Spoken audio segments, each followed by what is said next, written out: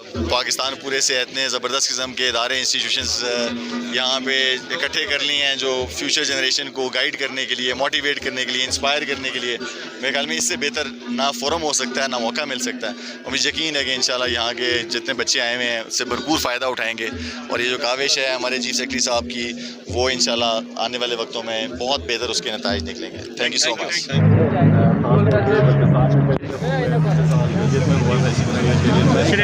یہ بہت اچھی اپرچونیٹی ہے ہمارے بچوں کے لیے، آنے والی نسلوں کے لیے، کہ نہ صرف یہ کہ وہ بہتر گائیڈنس حاصل کر سکیں اپنے بچے کے بارے میں، کون سا کیرئیر اپنانا ہے، کیا اس کے پروز اینڈ کونس ہیں. بلکہ یہاں پہ سب سے اچھی بات جو مجھے دیکھنے میں ملی یہ ہے کہ یہاں پہ تمام اور بھی ایسے انسٹیٹیوشنس پاکستان لیول کے بھی آئے ہوئے ہیں جو بچوں کو فنڈنگ بھی پرووائڈ کرتے ہیں، اسکالرشپ بھی دیتے ہیں، تاکہ وہ تمام لوگ جن کو نہ صرف اپرچونیٹیز تو اویلیبل ہیں لیکن فائنینشیل رکاوٹیں ہیں وہ بھی مستفید ہو سکتے ہیں ان تمام جو ایک نیشنل لیول کے اوپر اور بلتستان لیول کے اوپر جو میز کیے گئے ہیں ان سے. یہ آئی تھنک اس طرح کے فورم جو ہیں بچوں کو اپنے مستقبل کو سلیکٹ کرنے کے اندر بہت امپورٹنٹ رول پلے کریں گے. Really like to appreciate chief secretary صاحب یہ اپرچونیٹی پرووائڈ ان شاء اللہ آئندہ بھی اس طرح کے مختلف اوکیزنس کے اوپر کیرئیر فیسٹیول سے حوالے سے چیزیں ہوتی رہیں گی تاکہ بلتستان کے اندر جو ٹیلنٹ ہے، جو بچوں کے اندر انٹلیکٹ ہے، جو جوش ہے، کچھ کر گزرنے کی جو ایک خواہش ہے، اس کو جو ہے بہت بہتر طریقے سے چینلائز کیا جا سکے اور وہ آئندہ آنے والے وقتوں میں زندگی میں کامیابی کے ساتھ ایک بہتر انسان کے طور پہ، بہتر پاکستانی کے طور پہ بچ سکیں اور اپنے خاندان، ملک اور علاقے کے لیے کام کر سکیں. سر یہ علاقہ بہت ہی خوبصورت علاقہ ہے اور امن و امان کے حوالے سے بھی یہ انتہائی تسلی بخش علاقہ ہے. تو اس طرح کے ایونٹ یہاں کے سیاحت کو مزید پروموٹ کرنے کے حوالے سے کس حد تک یہ معاون مددگار تھا؟ ایک چیز اور ایڈویٹ کی جگہ جو سیاست سرگرمیاں ہیں چلو وہ اس سال بالکل نہ ہونے کے برابر ہے. پاک آرمی ہمیشہ سپورٹ کرتی رہی ہے کھیلوں کو اور دیگر کھیلوں کو. جب ایجوکیشن کے حوالے سے آئی ٹی کا بڑی ڈیولپمنٹ ہوئی لیکن اسپورٹس کے حوالے سے کچھ ہوتا دکھائی نہیں دے رہا. نہیں ان شاء اللہ مجھے یقین ہے کہ اسپورٹس کے حوالے سے اب دیکھیں یہاں دو موسم ہیں. پہلا جو موسم ہے نا وہ ٹورزم کا ہے.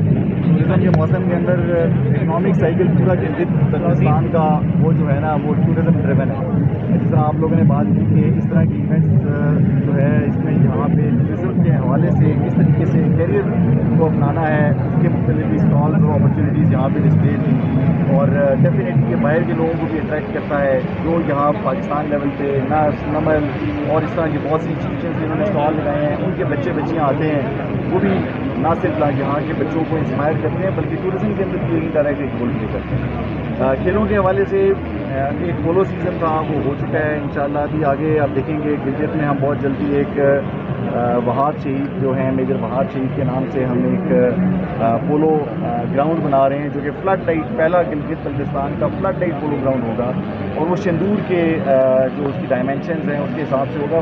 گرمیوں میں گرمی زیادہ ہونے کی وجہ سے دن کو چونکہ پولو نہیں ہو سکتی تو وہ پروموٹ کرے گا کہ رات کو بھی پولو کھیلنے کے مواقع ملیں گے. اور مجھے یقین ہے کہ یہ ایک نیشنل یہاں کا ایک اسپورٹس ہے جی بی کی اور بہت پاپولر ہے. تو یہ ایک اپرچونیٹی پرووائڈ کی جائے گی تاکہ لوگ جو ہیں وہ پورا سال جو ہے پولو کے کھیل سے نہ صرف لطف اندوز ہو سکتے ہیں جو سیاح آتے ہیں ان کو بلکہ بچے اور جو اس کو اپنانا چاہتے ہیں ایز اے کیریئر ان کو بھی اپرچونیٹی ہے. ہم نے لاسٹ ایئر بھی نیشنل یوتھ فورم جو ہے بچوں کا جی بی کا جو یوتھ فورم ہے اس کے تحت ایک میگا اسپورٹس فیسٹیول جو ہے وہ ہم نے کیا تھا.